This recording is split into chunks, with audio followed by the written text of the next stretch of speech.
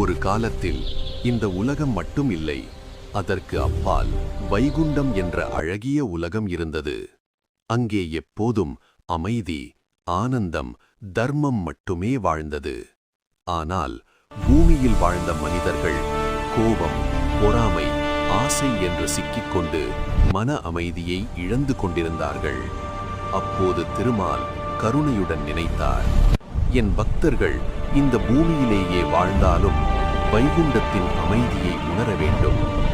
அந்த எண்ணத்தோடு மார்கழி மாதத்தின் ஏகாதசி நாளில் திருமால் வைகுண்டத்தின் வாசலை திறந்தார். இந்த நாளில் என் நினைவோடு, தூய மனதோடு, நல்ல எண்ணங்களோடு என்னை நினைப்பவர்கள் வைகுண்டத்தின் பாதையை அடைவார்கள் என்று அருளினார். அந்த நாள்தான் வைகுண்ட ஏகாதசி. அன்று முராசுரன் என்ற தீய சக்தி அழிக்கப்பட்டது. தர்மம் வெற்றி பெற்றது. நல்லது தீமையை வென்றது.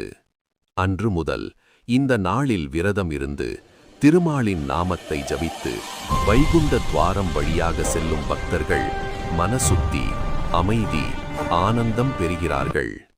வைகுண்ட ஏகாதசி என்பது ஒரு நாள் கொண்டாட்டம் அல்ல, நம் மனதை வைகுண்டமாக மாற்றும் ஒரு வாய்ப்பு.